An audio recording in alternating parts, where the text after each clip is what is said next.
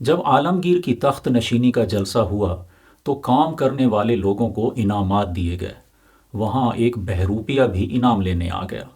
عالمگیر نے اسے پہچان لیا اور کہا کہ انعام تو کسی کام یا کمال پر ہوتا ہے، اور تیرا کمال یہ ہے کہ تو ایسی نا آشنا صورت میں آ کہ پہچانا نہ جائے۔ جس روز تو مجھے دھوکہ دے گا انعام کا مستحق ٹھہرے گا۔ اتفاق سے عالمگیر کو دکن کا سفر درپیش تھا۔ بہروپیہ داڑھی بڑھا کر اور مقدس لوگوں کی صورت بنا کر راستہ کے کسی گاؤں میں جا بیٹھا۔ کچھ ہی روز میں اس کی شہرت ہو گئی۔ عالمگیر کی عادت تھی کہ جہاں جاتے وہاں علماء اور فقراء سے بھی ملا کرتے۔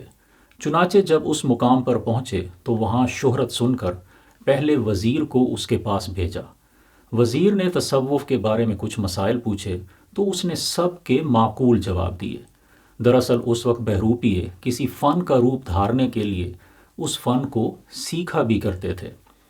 وزیر نے عالمگیر سے جب بہت تعریف کی تو عالمگیر خود ملنے گئے۔ آپس میں خوب گفتگو رہی۔ عالمگیر بہت متاثر ہوئے اور چلتے وقت 1000 اشرفیاں بطور نظر پیش کیں۔ اس نے اشرفیوں کی تھیلی کو لات ماری اور کہا کہ کیا تو اپنی طرح ہم کو بھی سگے دنیا خیال کرتا ہے؟ عالمگیر کا اعتقاد اور بھی بڑھ گیا۔ عالمگیر جب اپنے لشکر میں واپس آئے تو پیچھے پیچھے بہروپیہ صاحب بھی آ پہنچے اور کہا خدا حضور کو سلامت رکھے، لائیے میرا انعام۔ بادشاہ نے کہا ارے وہ تو تھا؟ عالمگیر نے حسب وعدہ کچھ انعام دیا اور کہا کہ اس وقت جو پیش کیا تھا اس کو کیوں نہیں لیا تھا، وہ تو اس سے بہت زیادہ تھا۔ اس نے کہا کہ حضور اگر میں لے لیتا تو نقل صحیح نہ ہوتی، کیونکہ وہ فقیری کا روپ تھا اور دولت دنیا سمیٹنا فقیر کی شان کے خلاف تھا۔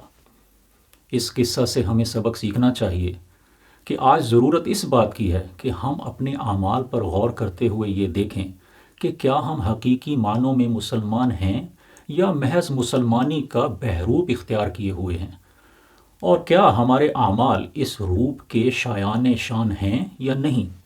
اگر نہیں ہے تو پھر یہ جان لینا چاہیے کہ ہمارے مسلمانی کے روپ کا مقام اس بہروپیے کے مقدس بہروپ سے بھی کم تر ہے، کیونکہ اسے اس روپ کی شان اور تقدس کا احساس بہرحال تھا۔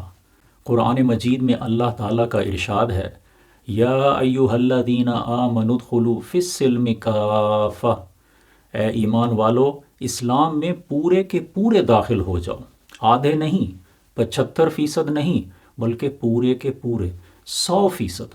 اللہ تعالیٰ سے دعا ہے کہ وہ ہمیں دین اسلام کی شان اور اسوہ حسنہ کے مقام کو صحیح معنوں میں سمجھنے اور اختیار کرنے کی توفیق عطا فرمائے۔ آمین۔ مجھے اپنی دعاؤں میں یاد رکھیں۔ السلام علیکم۔